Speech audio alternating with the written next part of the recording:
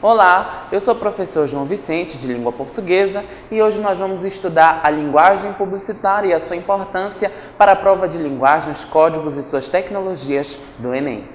Em uma sociedade consumista como a nossa, as empresas criam estratégias de persuasão cada vez mais criativas, cujo interesse e objetivo é induzir o consumidor à prática do consumismo desenfreado.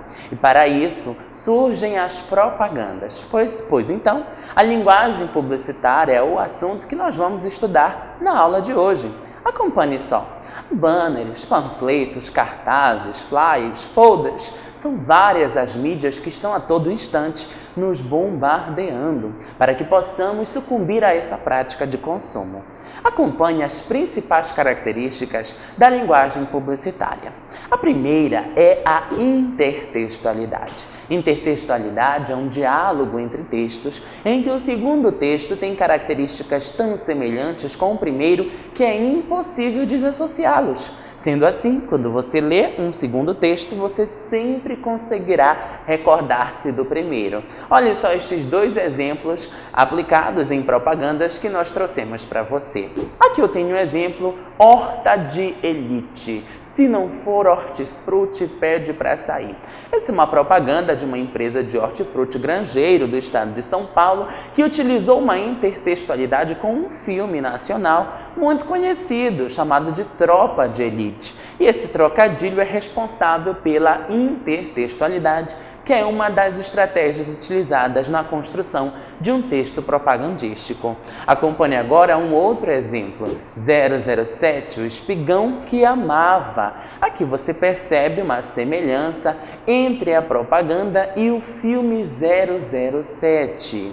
Aqui nós temos uma espiga de milho figurando como protagonista dessa propaganda. Perceba que essas duas propagandas são bem criativas e são capazes até de despertar o interesse de crianças, do público juvenil, pelo consumo de frutas e legumes. Tem que investir na criatividade para conquistar o consumidor.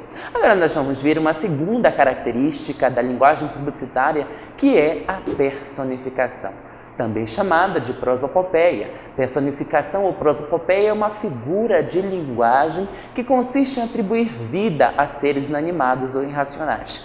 Na propaganda da Pepsi Twist, o refrigerante de cola com uma gota de limão, você percebe dois limões disputando o último gole de Pepsi Twist. Esses limões estão personificados.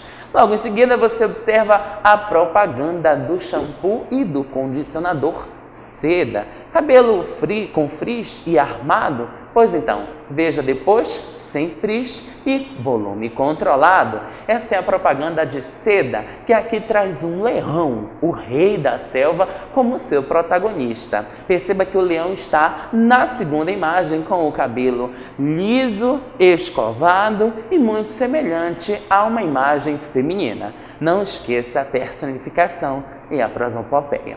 Vamos partir para a terceira característica mais importante da linguagem publicitária, que são os pronomes de tratamentos centrados na segunda pessoa, o tu ou o você. Observe essa propaganda da empresa de cosméticos Avon em homenagem ao Dia das Mães. Ninguém conhece você como sua mãe. Chegou o momento de surpreendê-la. Aqui você percebe a palavra você, trazendo toda aquela importância e o direcionamento ao receptor da propaganda. Ou seja, você deve surpreender sua mãe presenteando-a com um dos produtos da empresa Avon. Com certeza ela vai ficar surpresa e satisfeita ao receber esse presente. Essa é a interpretação da propaganda. Bem, a quarta característica é o vocativo e a interlocução.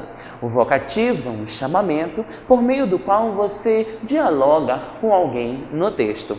Veja este cartaz de uma campanha do governo federal, cujo objetivo é o incentivo à doação de sangue. Esse cartaz é tão interessante que ele convida o leitor da propaganda a compartilhar e a curtir esse conteúdo em sua própria rede social. É isso mesmo, não tem mais como negar. O texto publicitário invadiu as mídias digitais de forma incontestável e inegável. E até a campanha do governo federal para incentivar a doação de sangue utiliza a hashtag Doe Sangue, ou seja, com a intenção de incentivar e de influenciar cada vez mais pessoas ao belíssimo ato de solidariedade da doação de sangue.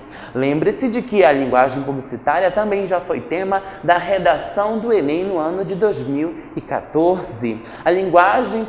A publicidade infantil voltada às crianças, voltadas ao público infanto-juvenil.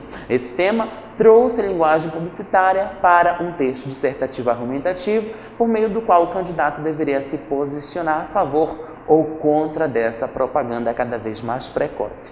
E a última característica que nós vamos observar é a função apelativa ou conativa da linguagem e o verbo no imperativo. Essa característica é a principal. Por quê? Sabemos que existem 6 funções da linguagem, que já estudamos aqui no BAISE: a função emotiva, referencial, metalinguística, poética, fática e a função apelativa ou conativa. Estas 2 últimas são aquelas que convencem, que influenciam exatamente o mesmo objetivo do texto publicitário. Portanto, toda a propaganda está centrada na função apelativa da linguagem. E agora nós temos um exemplo na propaganda da empresa de cosméticos O Boticário. Use o Boticário e ponha o lobo mau na coleira. Observe essas 2 formas verbais, use e ponha. São 2 formas verbais que indicam uma ordem, portanto estão cumprindo o modo imperativo do verbo. E é claro que o modo imperativo do verbo indica aí a provável intenção de convencer o público-alvo, que provavelmente é o feminino, a comprar e a consumir produtos estéticos da marca O Boticário. Tudo bem? Pois bem, essas foram as 5 características da linguagem publicitária que nós estudamos na nossa aula de hoje. Obrigado por nos acompanhar no BAISE e até o nosso próximo encontro. Um beijo!